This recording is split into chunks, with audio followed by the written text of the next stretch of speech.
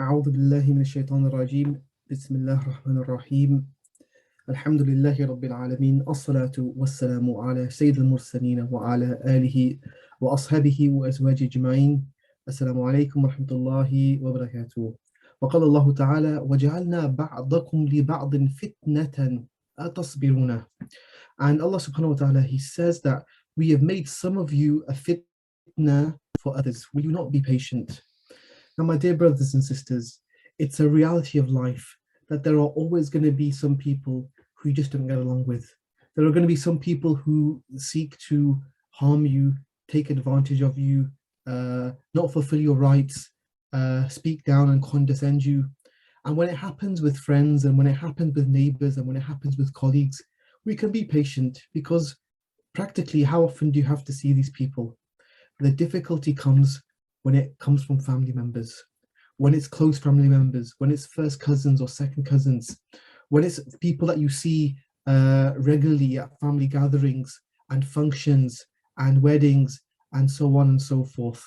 And it becomes very hard, and life becomes very difficult, and you can't forget what such and such did, and you can't forget what so and so said. And this is a reality of life.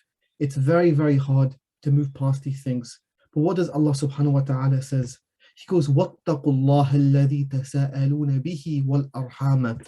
So he says, fear Allah, fear Him, through whom you ask one another the things that you want, and fear Allah with regards to the wombs, the arham. Arham here means the plural of the word rahim. Rahim is the singular, arham is the plural. So Imam al-Baghawi, he says, وَاتَّقُوا الْأَرْحَامَ أَن تَقْطَعُوهَا. Fear Allah with regards to the wombs, that you do not cut ties. So arham here means what? It means that those people who all come from a common ancestry. If you look at all of your family members, your cousins, your second cousins, they will all eventually come from a single womb, a great grandmother, a great great grandmother. And we all of us come from Hawa alayhi salam. So it's very, very important that we maintain the ties of family relations, because we will be held accountable for these things. And as we look around our family gatherings, how many times have we seen brothers not speaking to brothers, or cousins not speaking to cousins, or siblings not speaking to siblings, or even worse, children not speaking to parents, where family ties have been cut and there's no one to reconcile, and there's no effort made on either side for reconciliation to happen. So Allah subhanahu wa ta'ala, He mentions many, many times where the importance of maintaining the family ties, silatul arham, connecting the family ties, is so important. وَاعْبُدُوا اللَّهَ وَلَا تُشْرِكُوا بِهِ شَيْئًا وَبِالْوَالِدَيْنِ إِحْسَانًا وَبِذِي الْقُرْبَى. And worship Allah alone, and do not describe any divinity in any way to anyone beside Him, and do good unto your parents and near of kin. So you'll notice that after your rights to Allah, straight away, so Allah subhanahu wa ta'ala mentions the rights towards the family. Of course, parents take priority, but really maintaining the family ties is the next most important thing. Even before, and the verse goes on to talk about, وَالْيَتَامَى and وَالْمَسَاكِينَ, even before taking care of the orphans and taking care of the destitute people, maintaining the family ties. In fact, if you have to give sadaqah, it's preferred, mustahab, that you give sadaqah to your poor family members over anybody else, because that way you're keeping family ties together and you're also giving sadaqah. How is an ummah meant to be strong? An ummah is built upon strong communities, and communities are built upon strong families. If the family units are broken, then there won't be a community, and if the community are broken, there won't be an ummah.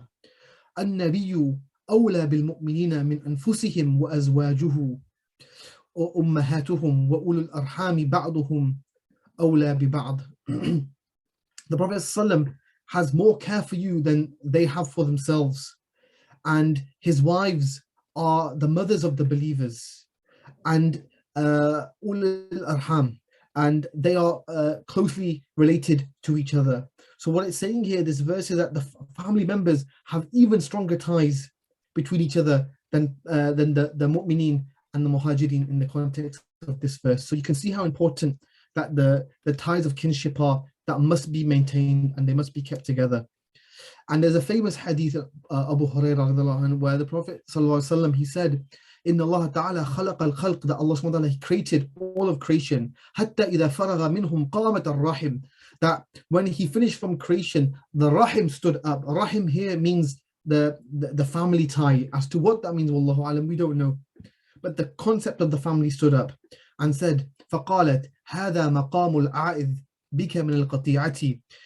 He says, this is the time to seek refuge with you and to find out what is my maqam in your eyes, what's my state. And Allah subhanahu goes, na'am, yes. ترضين أن أصل من وصلك وأقطع من قطعك. Are you not content that I shall associate with those who associate with you, and whoever breaks away from their family, I shall break away from them. So here you can see the maqam of the family is so high that Allah subhanahu wa ta'ala Himself says, those who break the family tie, I break away from them. And there's a big punishment. There's a few places in the Qur'an where the la'ana, not the adhab of Allah, the punishment, but the la'ana of Allah falls upon certain people. And this is with those who break the family ties. وَالَّذِينَ يَنْقُضُونَ أَحَدَ اللَّهِ بَعْدِ مِيثَاقِهِ وَيَقْطَعُونَ مَا أَمَرَ اللَّهُ بِهِ أَنْ يُوصَلَ وَيُفْسِدُونَ فِي الْأَرْضِ أُولَئِكَ لَهُمُ اللَّعْنَةُ وَلَهُمْ سُوءُ الدَّارِ.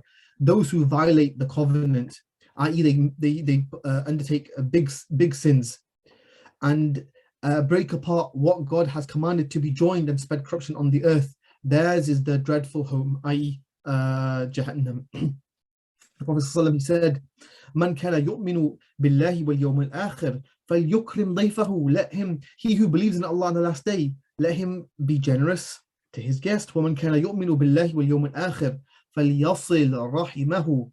He who believes in Allah on the last day, let him maintain the ties of kinship. وَمَنْ كَانَ يُؤْمِنُ بِاللَّهِ وَالْيَوْمِ الْآخِرِ فَلْيَقُلْ خَيْرًا أَوْ لِيَصْمُتْ. And he who believes in Allah on the last day, let him speak little or keep silent. It's very clear that you must maintain the ties of kinship according to your culture and time. So what does that mean? That means visiting your family members. That means WhatsApp, Facebook, Messenger, all of these things, speaking well of them, helping them if they need, giving some sadaqah if you need. You can even give your zakat to your family your members. You can't give them to your parents or your children because they have rights over you anyway, but cousins, aunties, all of these, you can give your zakat to them as well. So this is a sign of iman, to maintain the family ties, and it's very difficult, especially when someone has hurt you, wronged you, spoken down to you, condescended you. It's very hard. But this is really a test of your iman. This is a test of do you have the ability to break your ego, and to try to reconcile with this person, to try to resolve this person for the sake of the shared womb which you come from. And Harun alayhi salam, when he wanted to soften Musa alayhi salam's heart, what did he say to him? He said, Ya ibni ummi, oh son of my mother, oh the one who we both share the same relation of the womb from. He called upon him through his relation to his mother, not his relation as brother, the relation to the mother, to soften the heart. And just to finish off on as a last point, before I just mention a few things about how to reconcile broken ties. The Prophet ﷺ, he said, لا يدخل الجنة قاطع الرحم, that the one who cuts the ties will not enter Jannah. So you can see how important it is. So my brothers and sisters, those of you who right now, you know, if you you become distant, from certain family members, or certain family members have become distant from you, certain family members don't like you, certain family members have hurt you or have wronged you, make effort to reconcile with them. Don't do it for anybody else's sake other than Allah. Your reward is with Him. So how can we do this? Number one, invite people for food. Okay, this is simple. Sometimes you can say sorry without actually having to say sorry. Just invite people for food. Nobody's going to say no if you invite them to your house for some nice biryani or some nice samosas or some nice, kebabs or, whatever you culturally like. Number two, be strategic. If you feel shy to talk directly to the person, then get your wife or your spouse to talk to their spouse and invite them over. There's so many things you can do. Furthermore, you can get a friend, a third party, and lying, al-kadhib. Kadhb is haram. على الإطلاق, except in three conditions. Lying is not permitted except in three conditions. And one of those is to try to do silatul arham, to try to connect and reconcile people together. It's permissible to go to one person and go, such and such, he's feeling so sad and remorseful, he misses your company, misses your companionship, and then you do the same to the other one. And of course, you're saying nice words, and the purpose is to try to bring people together. Also, what you can do, give gifts, give sadaqah, help them out if they need to. Eventually, their heart will soften. Number 3, take time. Okay, if the tensions are high and the emotions are fierce and full of heat and fire, give it time. Time will heal things and cool things down. And then approach the person at the right time. But it must come from you. If you wait for the other person, it will never happen. And if it does happen, they will take the reward. You want the reward, you have to do it for yourself. And the final thing, make dua for the person. You've got nothing to lose by making dua. Okay, you will not lose any face. You will not lose any face by making dua for that person in the middle of the night. Allah, if I'm wrong, correct me. If he's wrong, guide him. Allah, Ya mu'allif al-qulub, you are the one who brings hearts together. Alif bayna qulubina, bring our hearts together. And remember, when you make dua for someone, we know from the hadith of the Prophet ﷺ, when he said, Man sarrahu, what did he say?